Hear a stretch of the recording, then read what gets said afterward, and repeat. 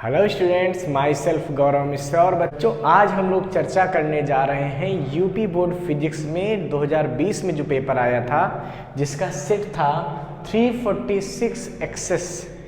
इस सेट की आज हम चर्चा करेंगे और इसका हम सेक्शन सी सॉल्व करेंगे। तो चलिए बच्चों, सेक्शन सी को हम देखते हैं। तो सेक्शन सी का पहला क्वेश्चन क्या हमारे पास है, देखिए।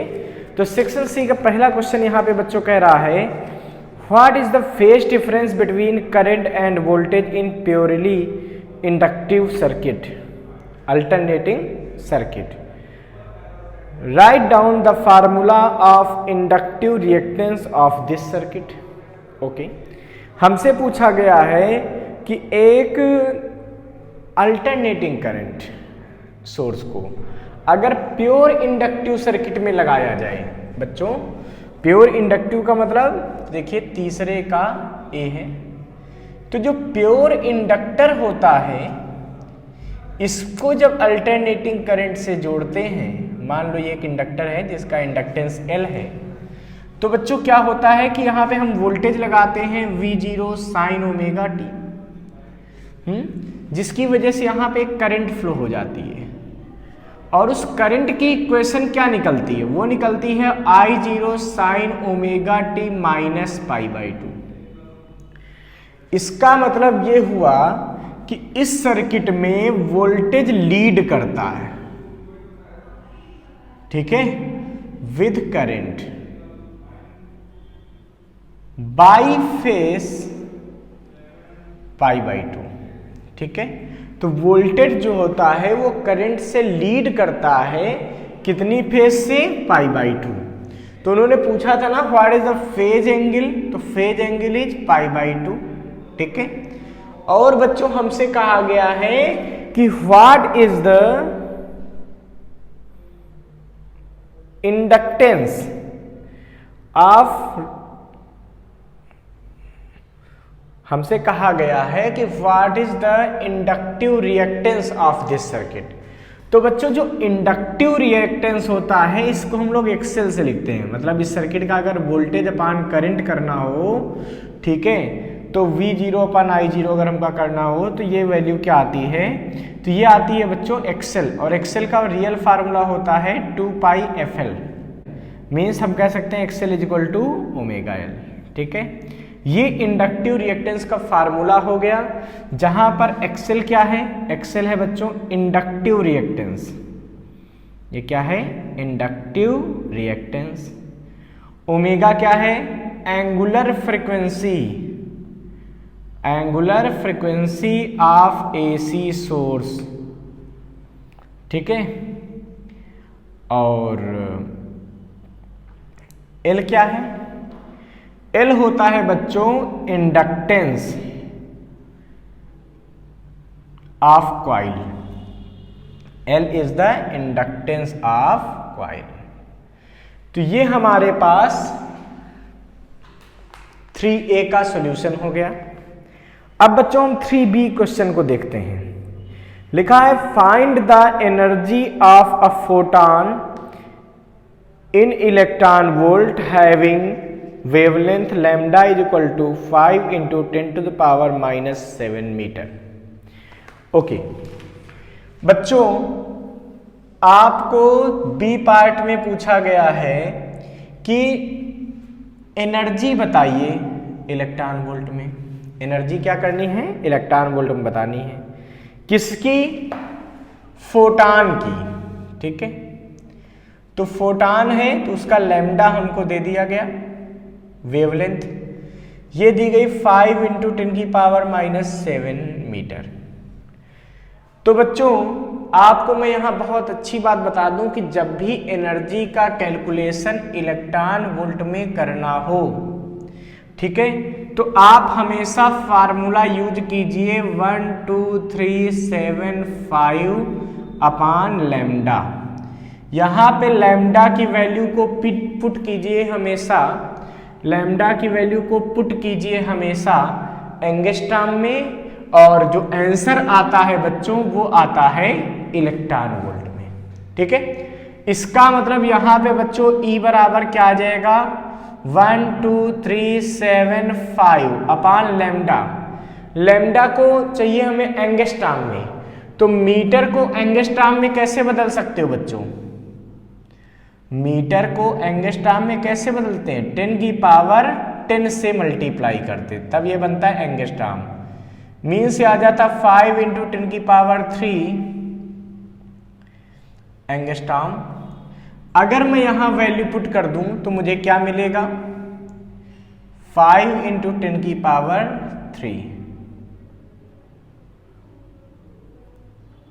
ठीक है, जब इतना आ गया बच्चों तो E = क्या आएगा? सोचिए, ये 10³ ऊपर जाएगा, -10 की पावर 3 बन जाएगा, 5 से डिवाइड करेंगे तो अप्रॉक्स 2.48 इलेक्ट्रॉन वोल्ट आंसर आता है। क्या आता है? 2.48 इलेक्ट्रॉन वोल्ट। तो याद रखिएगा कि जब भी आपको एनर्जी इलेक्ट्रॉन वोल्ट में फोटॉन की निकालनी हो तो फार्मूला कौन सी यूज करेंगे? E = 12375 अपान लैम्डा। ठीक है बच्चों, ये हमारा तीसरे का बी पार्ट हो गया। अब देखिए सी पार्ट क्या कह रहा है।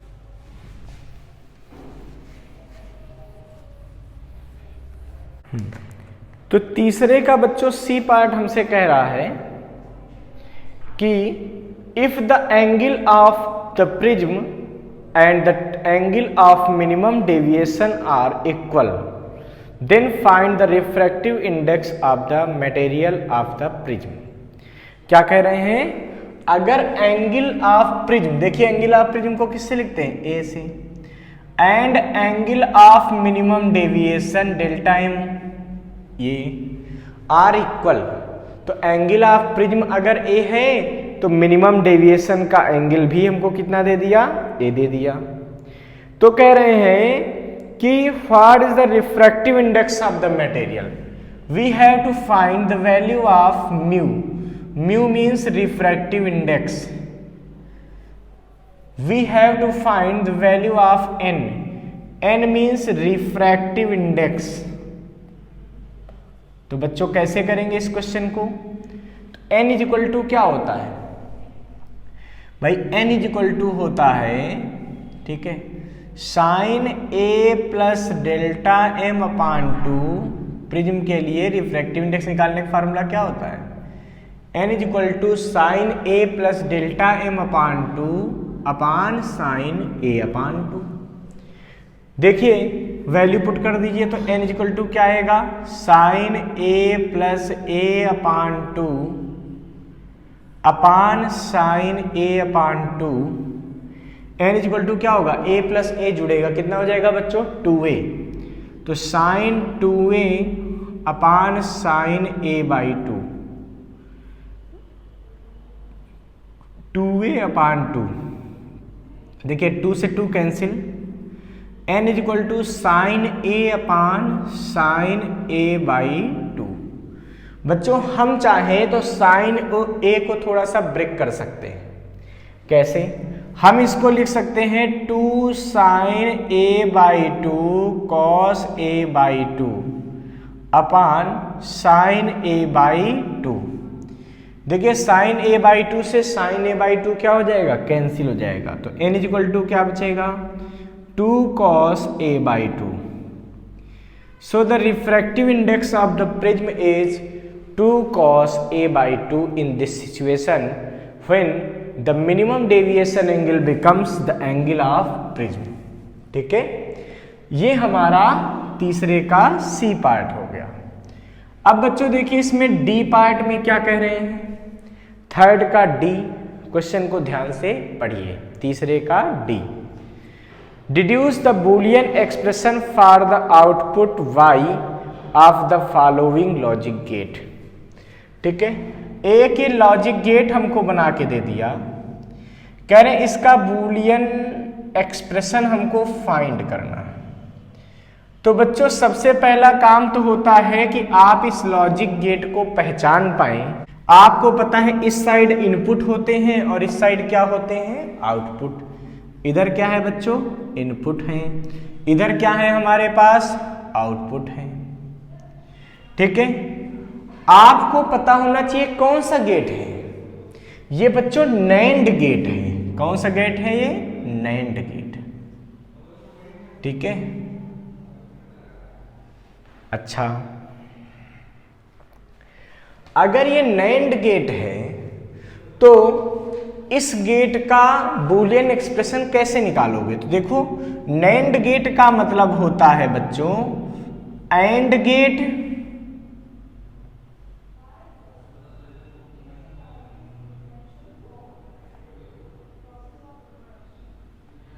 Plus not gate. And gate plus not gate के कॉम्बिनेशन को हम लोग बोलते हैं बच्चों नैंड गेट। ठीक है, अब देखिए अगर ये एंड गेट होता तो ए और बी से यहां पे एक्सप्रेशन क्या मिलता? इन दोनों का आउटपुट एंड गेट के बाद क्या मिलता है? ए डॉट बी। ए और बी का क्या मिलता हमको आउटपुट? A dot B. और नॉट का काम क्या है? वो अपने ऊपर आने वाले सिग्नल पे बार लगा देता है, मींस उसका इन्वर्स कर देता है A NOT, A dot B का नॉट। ये y इक्वल टू क्या आ जाएगा हमारे पास? ए एंड बी का नॉट। ठीक है, तो y equal to A AND B, ये ए एंड गेट का आउटपुट आया और उसके साथ हमने क्या किया? बार लगा दिया, तो ये क्या बन गया? ये नैंड गेट का आउटपुट बन गया। ठीक है, मींस एंड और नॉट गेट का कॉम्बिनेशन था, तो इसका बूलियन एक्सप्रेशन आ गया बच्चों ए एंड बी नॉट। ठीक है, ये इसका बूलियन एक्सप्रेशन हो गया। बच्चों इसी के और में एक और क्वेश्चन लगा हुआ है, draw the symbol diagram and truth table of NOR gate. ठीक है, नॉर गेट का हमको क्या करना है? सिंबल डायग्राम बनाना है और उसकी ट्रुथ टेबल बनानी है। कैसे करेंगे बच्चों? इसको मैं हटा दूं थोड़ा सा। तीसरे का डी का जो आर पार्ट है वो क्या कह रहा है? Draw symbol diagram and truth table of OR gate. ठीक है, कि draw symbol diagram and truth table of NOR gate. तो बच्चों नॉर गेट क्या होता है? देखिए नॉर गेट ये होता क्या है? तो नॉर गेट का मतलब ये होता है बच्चों कि अगर ऑर गेट के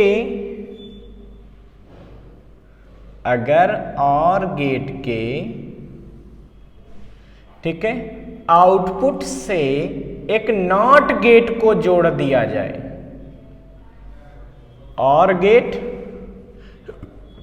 और उसके साथ एक नॉट गेट, इन दोनों को कनेक्ट कर दिया जाए तो इसको बोलते हैं बच्चों नॉर गेट।